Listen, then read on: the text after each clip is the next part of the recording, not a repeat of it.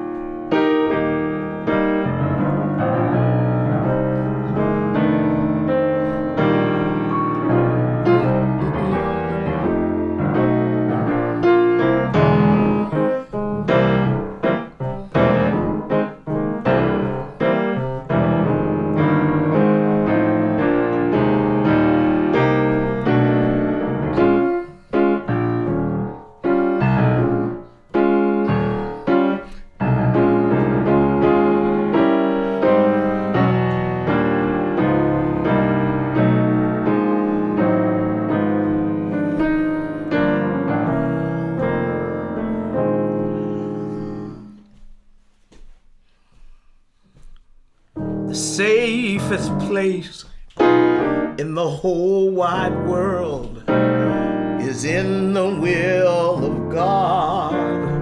Oh, trials come, great and small. Just stay in the will of God. Come what may, from day to day, keep the faith and be still.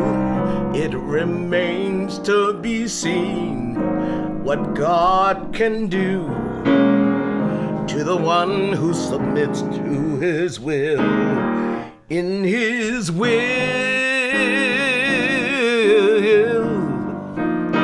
in his will, in his will, in his will, it remains to be seen what God can do in his will. The safest place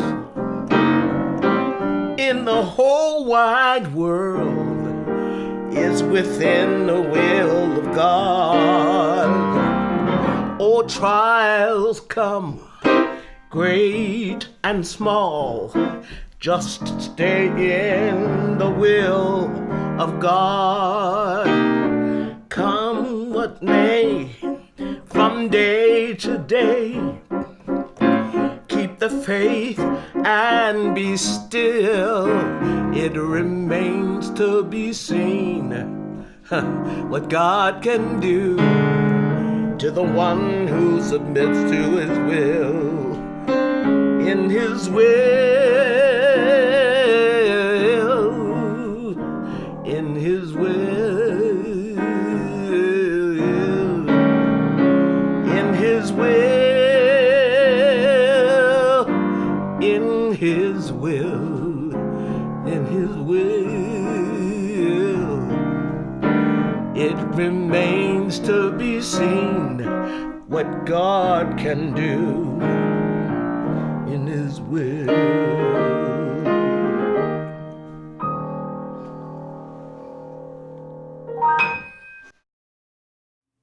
So I wanted to record you playing the piano. Okay. And then I wanted to record bits of our conversation. And then I wanted to edit out things that felt awkward or didn't flow smoothly.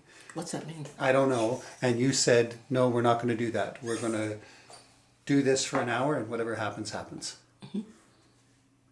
Yep. Why do you think that the editing process isn't authentic? Because it's you making a decision about what's right. I don't have input in that.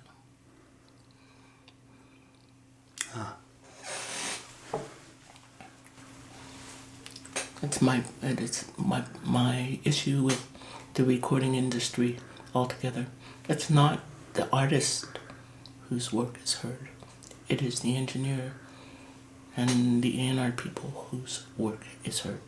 They are there to capture what happens. That's what I want. I want to know what happened, just like it happened, with its little bits of humanity, real humanity, without pitch correction. People long for real. I mean, they know this stuff that they're hearing on these recordings, on wherever they get their recorded material, is not real. Not real. Give me something that's real. Oh, did I have a brain fart? Yes, I did. Did you leave it in there? Yes, I did. Why? Because it's real. People want to know, we think. One of the frustrating and marvelous things about radio is that it's real. You're getting an interview with somebody who doesn't know their butt from the shanola, or shit from shanola, as folks in my old neighborhood would say. And it's real. And you hear the process of thought and the wondering and the magic of conversation without somebody saying, oh no, we don't want to hear that. And because of this industry now, where you can divide a second into thousands, you can almost make it seem as if it's real when it isn't. I don't like that. I sang a song yesterday and recorded it, and I said the word, I have dined at banquet's table, with a nice S on the end of banquet's table. I don't want it to be there, Louise. I don't. Why? I don't know. I want it out. And you go, that's real. That's real. That's what happened.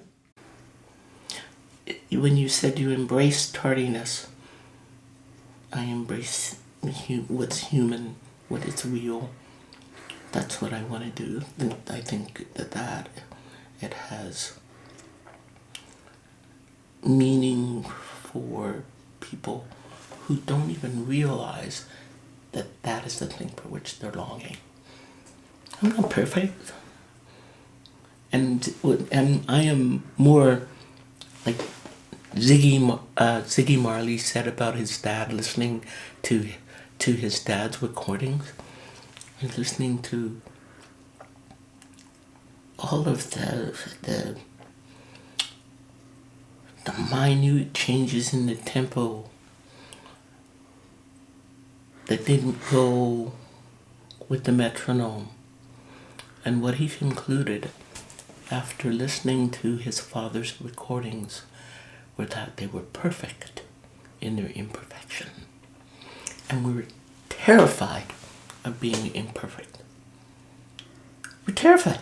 I mean, of being seen to be imperfect. I'm imperfect, and I'm perfectly imperfect, and I'm okay with that.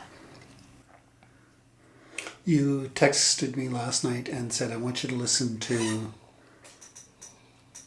Remind me the name of the song. I listened to it. It remains to be seen. It remains to be seen. And in the text you said there's something about my history that I'm still trying to capture or recapture. There's something about my heritage that has meaning, and there's much of it that I find myself saying, you know.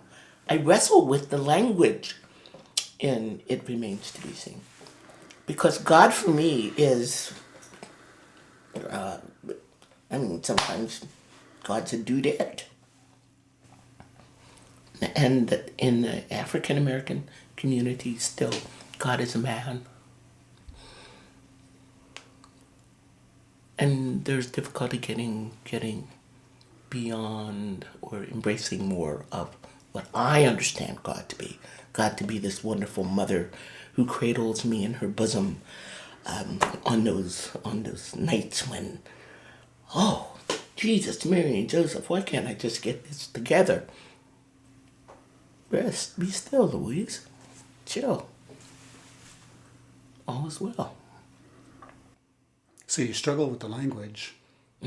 Oh, I do. But the music. What it's saying is so true for me. As long as I am doing with all my heart the work I know I'm to do, all is well. Is in the will of God. However you understand God to be. And that can be problematic for in some places where I might sing that, where the view of God is so narrow that and the walls are so high and so deep and so wide that God is imprisoned. The God I understand says, oh, here you go. What am I to do today? I'm to rise. Well, open my eyes, say thank you. Get up. Get showered. Get dressed. Get on with it. That's what I'm supposed to do. To the best of my ability. Not perfectly. My God doesn't ask me to be perfect. Just to do the best I can with what I have. Every moment of the day. And then, at the end of the day, be satisfied with that. Turn out the light. Say thank you. Wake up the next morning. Repeat the process. Okay. You and I were talking earlier about your concert at the Belfry Theatre, which you recorded and have a beautiful LP. Do you have any of the LPs left for sale? Actually, I had to buy one. I bought one on eBay. It cost $27. I couldn't believe it. There I was, buying my own album for $27. And yes, I have one. You'd been in Victoria about 7 or 8 years when you did that concert at the Belfry. So established musically in Victoria. You're at the Belfry Theatre. It's still a hot spot for entertainment, but in the 70s it was there was all kinds of stuff going on there. Amazing stuff, and lots of people using it for recordings. In the middle of the show, you shifted to just being you at the piano. The bass player and drummer leave, and it's you and the piano in the audience. And you make a point of saying that. This is one of my favorite parts of the show because I get to be here. Just hanging out with y'all. Yeah, and do you know what else you said after that? No. And this flesh-colored Band-Aid. Oh, man. I can annoy the crap out of myself about my fingers. I tend to have dry cuticles, and I will pick them. I want them to be perfect. Never have been. Anyhow, I had picked a hangnail, and it had bled. So I needed a bandage so I wouldn't bleed onto the keyboard. And they call those things flesh-colored. I don't know anybody whose color ever matched one of those Band-Aids. But there I was with this flesh-colored Band-Aid. And there was no pretense about that. But your audience laughed, and part of the laugh was discomfort, and part of the laugh was, this is a good joke. And was there race challenges for you in Victoria in 1978? Oh, God, from the moment I stepped off the plane. Yeah, sure. Do you remember the song you played right after you made the comment about the Band-Aid? I don't. Blackbird. Okay.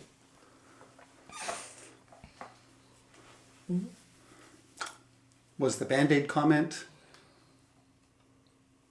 off the cuff or planned to draw people's attention to your next song? No. Okay. No plan. I don't know. No plan. I'm just trying to imagine 1978 Victoria. Or just look at 2020 Victoria. Is that what you're going to... Yeah. Yeah. Yeah, the more things change, the more they stay the same. It's true. It's true. And that's not a problem. I think it's part of a process. And one of the things about our lives is that we want, I think in many ways, we want our lives to be like our little computers.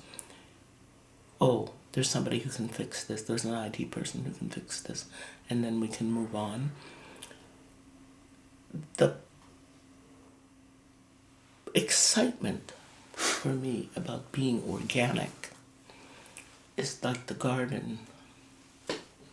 It's going to grow if you plant the seeds. And growth is slow and sure.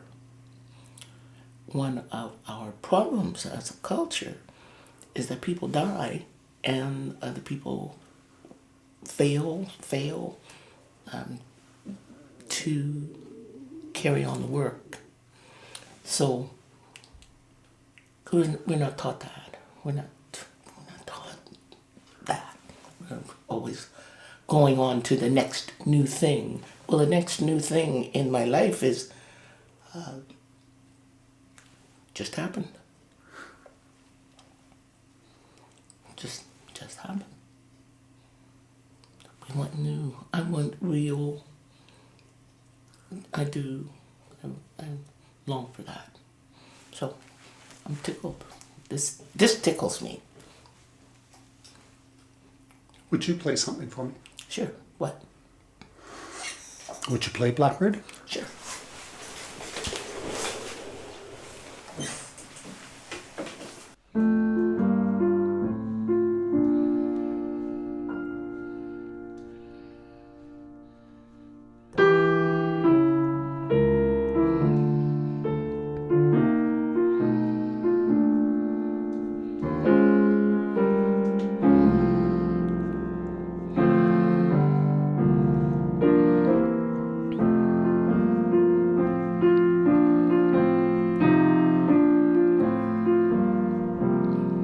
Blackbird singing in the dead of night.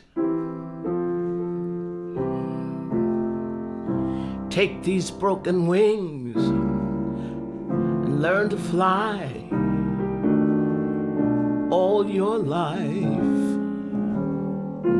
You were only waiting for this moment to arise.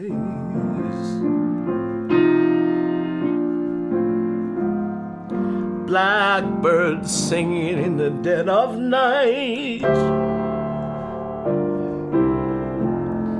Take these sunken eyes and learn to see all your life. You were only waiting for this moment to be free.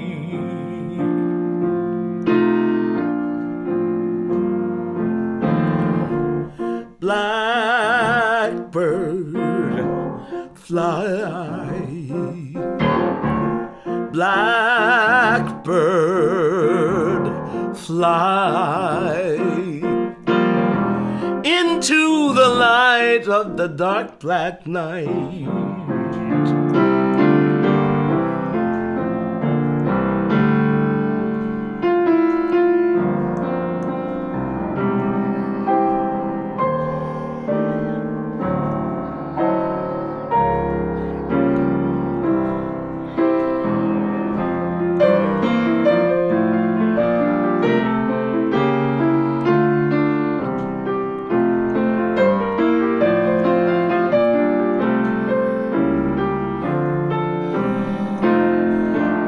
Blackbird, fly. Blackbird,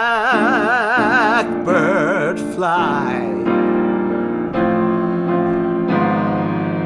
into the light of the dark black night. Into the light of the dark black night.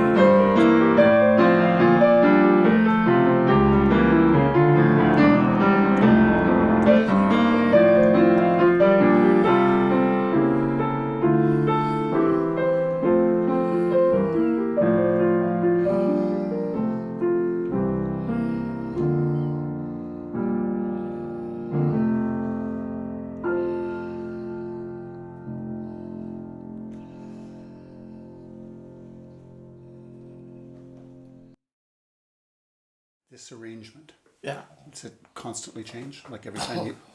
Yeah. Because you've got so many different movements in it. You go, oh, I think I want to do this now. Yeah. Well, I think too that I'm really blessed. I think we all are. But I'm really blessed. There are things I realize I'm able to do now I was unable to do, for instance, in 1978. Oh, well, I could play the tune, and I liked the little classical bit in the beginning. But what about the song? Well, in years of singing the song, what I'm coming to understand is the profound nature of Blackbird. The imagery, I mean, in the light of the dark black night, hello? Take these sunken eyes and learn to see. Really? What were those boys thinking?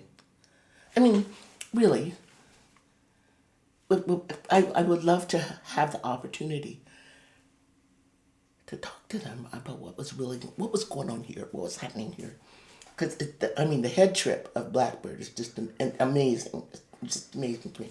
And so what Blackbird is for me is an opportunity to express another kind of perfect imperfection.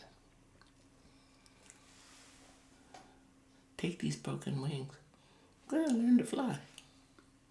All your life. You've been waiting for this moment to arise. Can you fly with broken wings? You bet you can.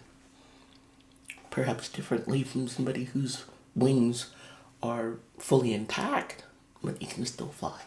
And it speaks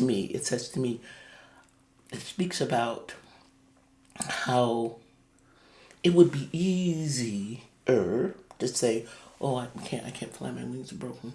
I have a broken wing, can't fly. Really? That's like saying, well, my light is so small. I can't shine. So you wouldn't hesitate to play this for a congregation on Sunday morning? Oh gosh, I think this song ought to be sung on Sunday mornings. We need to understand in our congregations that we serve people with all kinds of abilities. And some of them arrive on a Sunday morning, and they will arrive on a Sunday morning when we get to arrive on a Sunday morning. And again, they arrive and they feel broken. This is a song for someone who feels broken, who doesn't see the way, can't see the way. There's, as a matter of fact, that right here, there's this Thomas Dorsey song, Thomas A. Dorsey, who wrote Precious Lord, Take My Hand. Mm-hmm. And the song says, I'm standing here wondering which way to go. And in this time in which we're living, there are people who are wondering what's next. When will we get back to normal? We're not getting back to normal, darling. This is it. We're going forward. But please, let us not go back. That's the last thing. I mean, not back to what that normal was. What we have now is a time for contemplation, for caring, compassion, to slow our pace, to be mindful, to be present to one another. That's what, as I'm seeing things, that's what this time is giving us. To be intimate, to be caring, to take our time. That's what this time is giving us. In this piece that Thomas Dorsey wrote, it said, standing here wondering which way to go. So much confusion in this world below.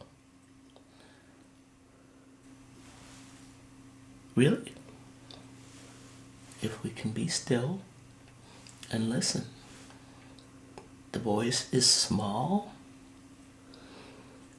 It is clear. It speaks plainly.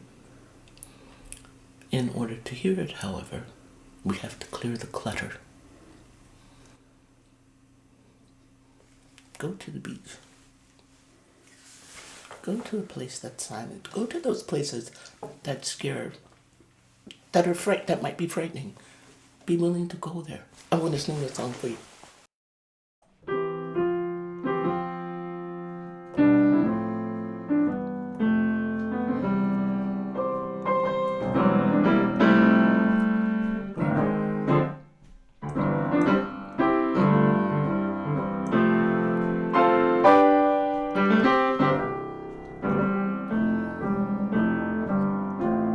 Standing here wondering which way to go. So much confusion in this world below.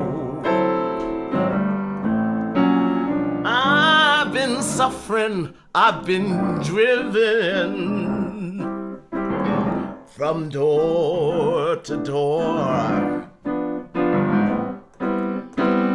But Lord, if you know me, come on and show me which way to go.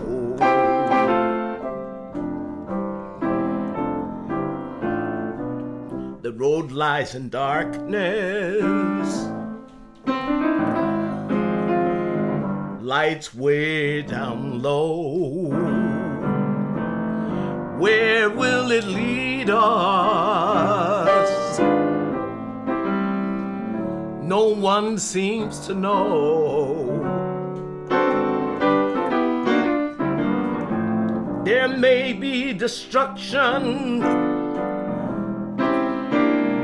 and it worries me so.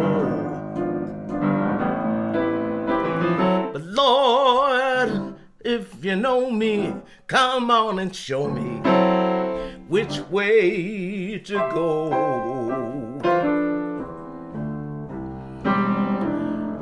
Lord, if you know me, if you know me, Lord, if you know me, why don't you show me which way to go?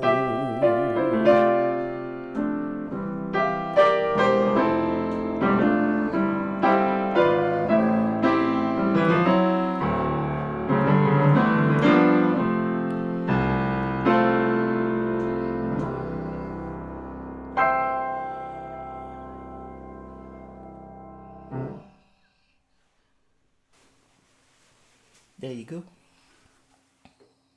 I've never heard the piece. I know! I thought that you were going to play Precious Lord. That's why I said, can we sing with you? I thought you were going to play Precious Lord. So he wrote Precious Lord. He wrote- He wrote this. What other body of work is there? Lots of stuff. Oh, there's lots of stuff. Huh. Yeah. I'm so tired and I'm weary, but I must travel on till the Lord comes and calls me away.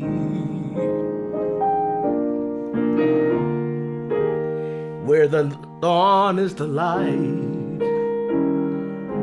and heaven so bright, and I'll be changed from the creature that I am. There'll be peace in the valley for me someday. There will be peace in the valley for me, Lord, I pray.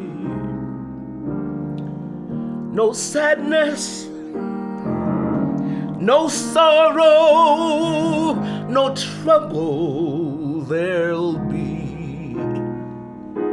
There will be peace in the valley for me.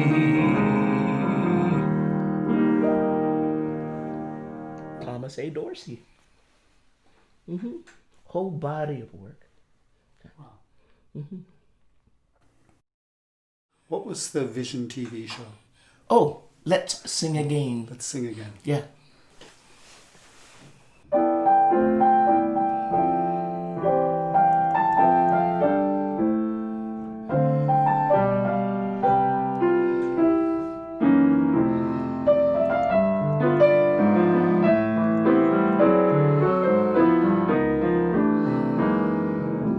Nothing wrong with this old world.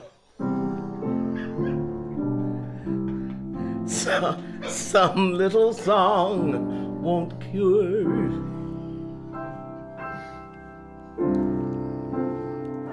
Whether you're rich or poor, of this little thought I'm sure. It's a pretty good old world if we will treat it right. The world and skies harmonize.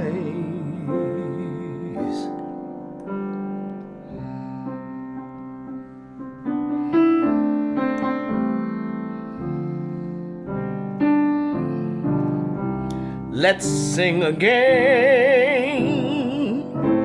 There's music in your heart, but you must do your part. Let's sing again. I'm happy when somebody sings to me a simple melody. Let's sing again. Without a song to sing, what is there to cling to? Life wouldn't mean a thing without someone to sing to. Though now and then the world may seem so blue, a song will see you through. Let's sing again.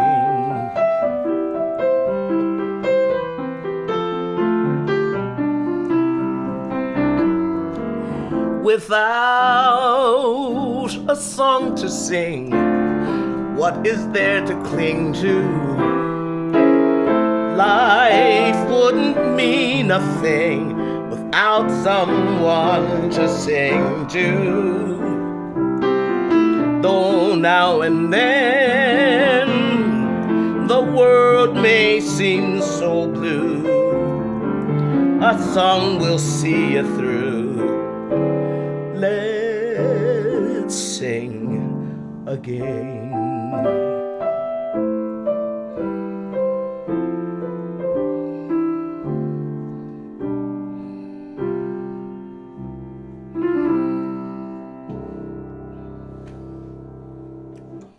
You wrote that for the show?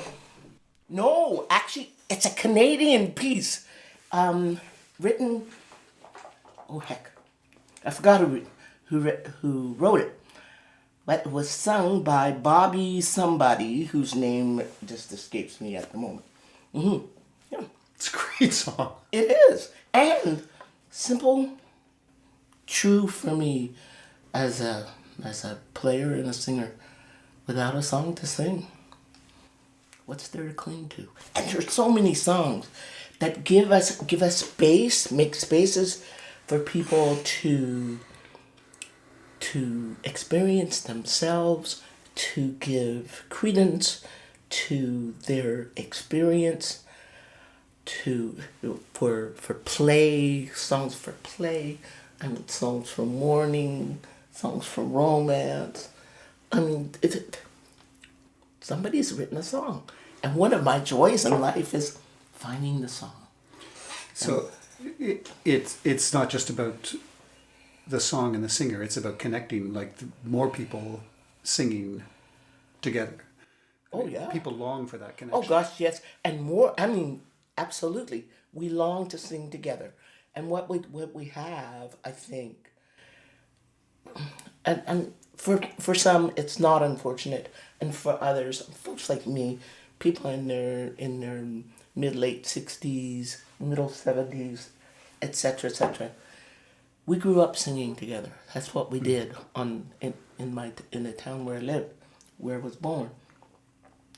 On Friday night after dinner, you went to somebody's house and we sang. That's what we did. Now, and there are people walking around with these little earbuds in their ears. I have no idea what's going on there, and listen, whatever it is they're hearing, they still can't find one. Don't you know? Anyway, I'll stop myself there. There are pockets of people who are gathering in people's homes to sing together, and it's not dead. Well, it's not dead, and I think it's becoming, it's going to experience a revival, because we realize, oh right, normal was not normal. Singing together is normal. Singing together is normal. American Idol is not normal. Canadian Idol is not normal. Singing together is normal. Oh. Let's sing together. Let's sing together. What are the songs people sing? You Are My Sunshine. Hello? How old is that? It's pretty old. Yeah. And it doesn't matter how old or young they are. Everybody sings. Everybody sings. You Are My Sunshine. Sunshine. Yeah, and you have young people. You have young people. Well, do new Canadians sing "You Are My Sunshine"? Oh yeah, everybody sings that. And it cracks me up. I had an experience with a 6-year-old who wanted to show me. I just heard this new song. Oh, what is it? I said, what? It's a new song. I just heard it on YouTube. I just figured it out.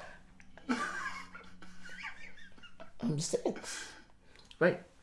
Or Heart and Soul. Heart and Soul. But you hear Heart and Soul, but you never hear the middle part. Do you know the middle part? We're going to hear it now? Yeah, sure.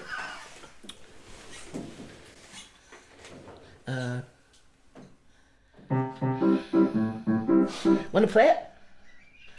I couldn't resist.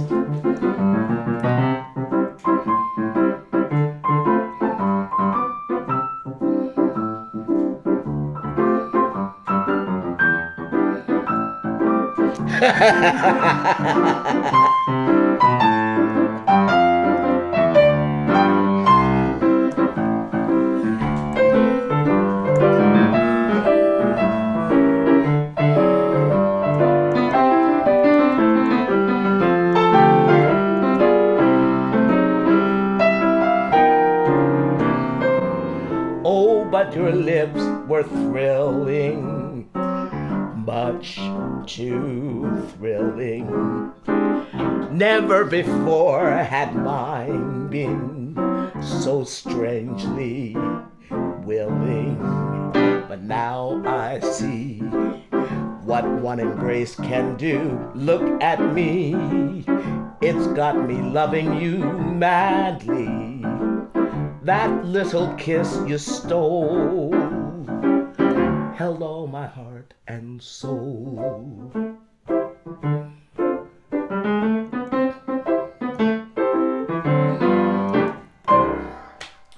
Gorgeous song. Gorgeous, gorgeous, gorgeous. Yeah. So many wonderful songs. In the woman's parlor at Westbury United Church, coffee hour after church. Yeah. All the children rushed to the piano to play Heart and Soul. Heart and Soul. And we got away with it. They just let us do our thing on the piano, which was a beautiful, generous thing. It's not just getting away with it. It is encouraging it, because you don't know really who is going to stay with this. I still call this thing a monster. With this monster, who will have the intestinal fortitude to still sit at one of these things with these 88 keys and figure out who they are in relationship to it. Mm. And I fell in love with the piano. I think I was 2. I was just amazed at this thing. And my grandmother used to talk about how I dragged myself to the piano. And I'll tell you what, I was born, both my feet were clubbed. And I wore braces and had varieties of surgeries, etc., etc. And I didn't walk till just after I was 3. Anyhow, and I literally dragged myself to the piano so I could just touch it.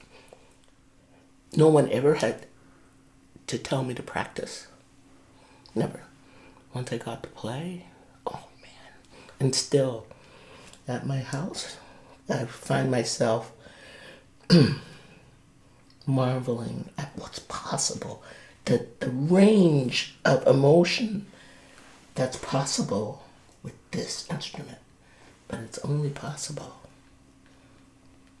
if I have it, if I'm willing to go there. For instance,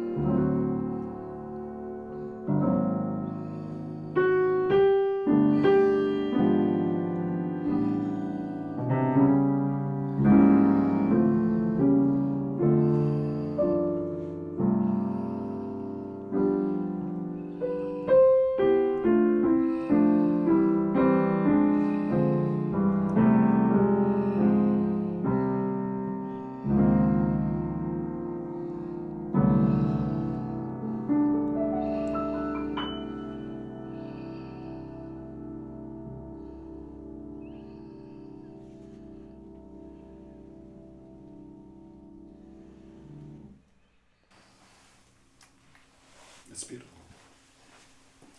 See, you're supposed to know when somebody plays that they get it. You're supposed to know. You're supposed to be able to feel that they get what they're playing. I know what it's like to be in love. I get it. I get it. And I'm willing for you to know I get it. And so often, as quote performers, we want to rise above all that stuff. You know, we want to be professional. I want to be professional. I am a professional, and I'm real. And when I was taking voice lessons, my voice teacher was a man who was Todd Duncan. His name was Todd Duncan. And the role of Porgy was written for him. And I was a junior. It's my junior year. And he said to me, Miss Rose, the very professional people never cry. I hope you never become one of them.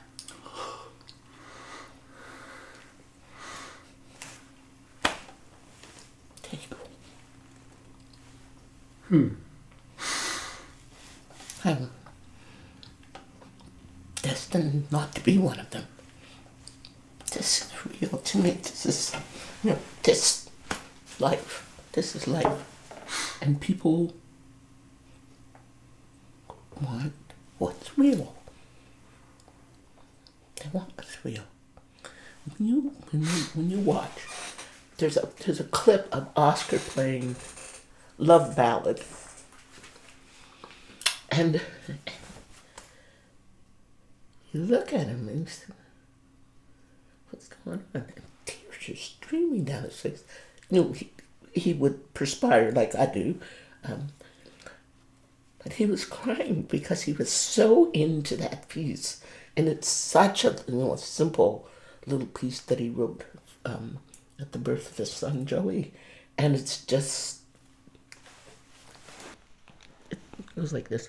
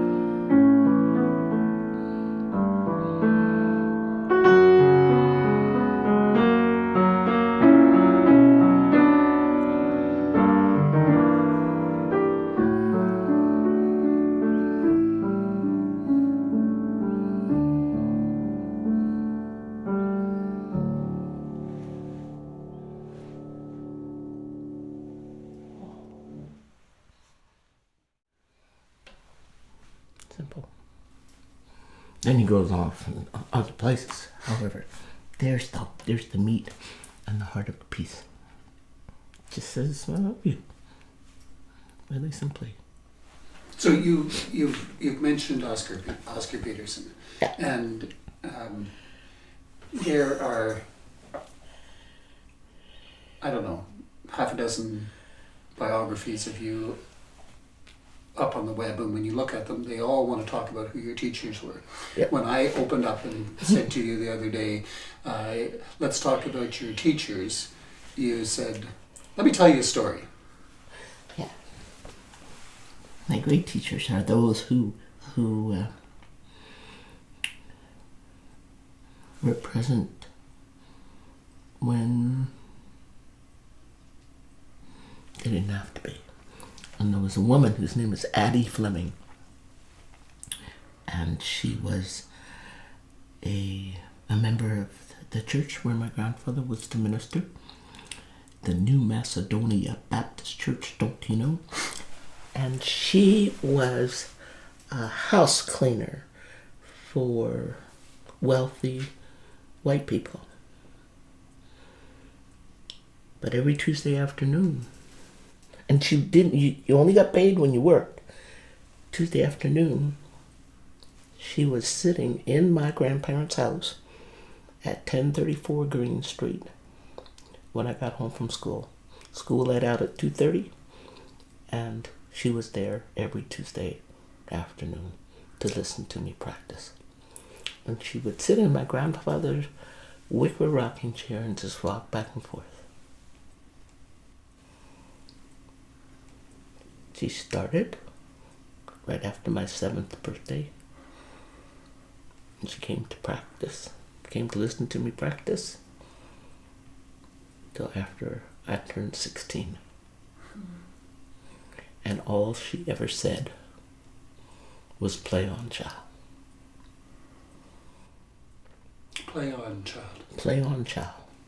That's all she ever said. And she'd get up, walk home.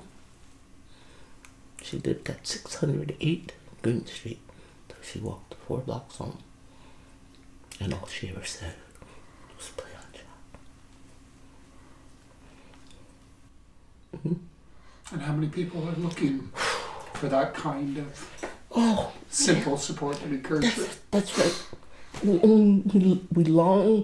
We do. I think we are still those people for whom Addie Fleming was the miracle girl. Well, she just showed up. And we need to know, and we have an opportunity now, Gordon. We have an opportunity just to show up. Just show up. Be supportive. Take care of one another. We always had that opportunity, but now it's right in our face. It's right here. Oh, I just show up. Can we do that? I said, I was grocery shopping, and it was many people wearing masks and some not.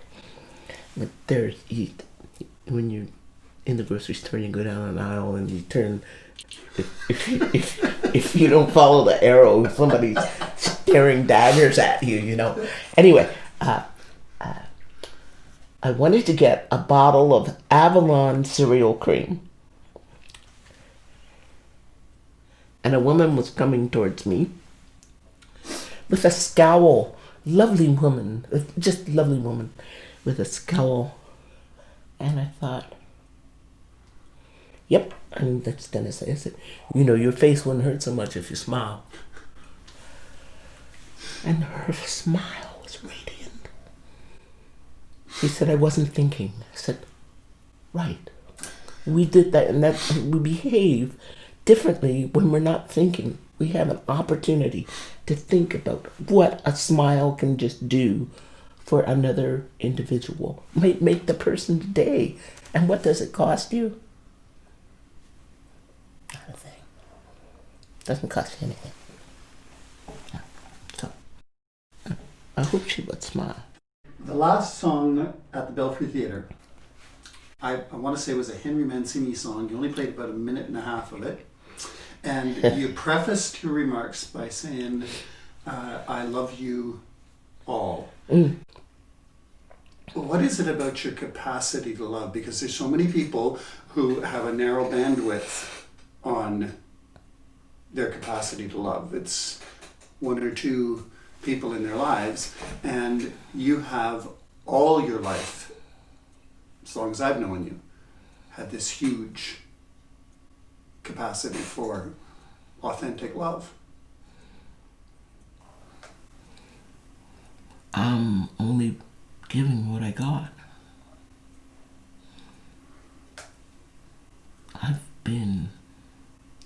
I am deeply loved.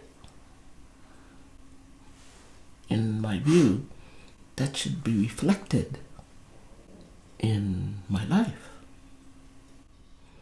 Or else I'm negating, in my view, I'm negating the love I've been given. And the Hank Mancini tune,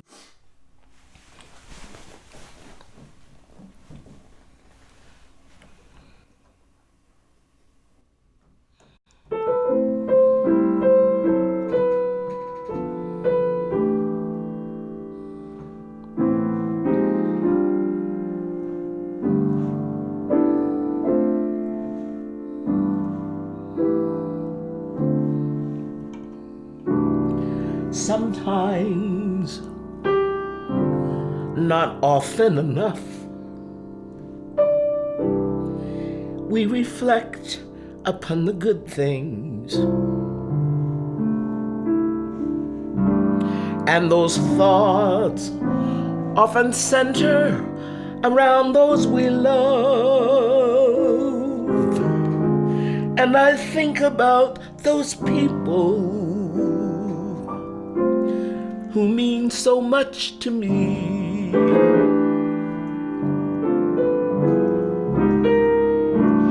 who for so many years have made me so very happy.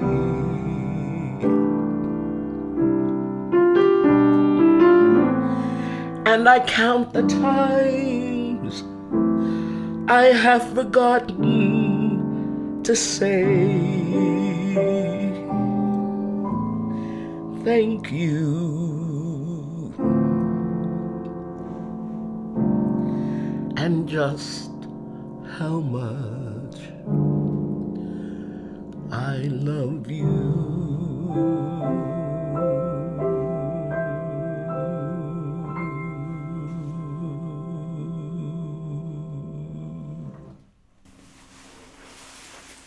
That's it. That's the song. Thank you, Louise. You're welcome. You're welcome. Let's do this again. Can we?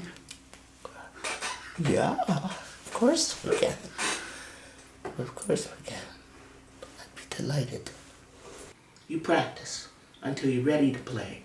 Then you press play. You press record. Then you play. To play something, to play a piece, Yep. over and over and over again, until you get something you like. Hello? No. The thing about Live at the Belfry, Yep. is that there's one edit. It's where I stuttered. And the stutter was removed. And that's all Bob Rock did. It remains to be seen what God can do in His will. The safest place. What I try to do is open the door and leave the door open and have you understand there's a welcome in there if you'll just cross the threshold.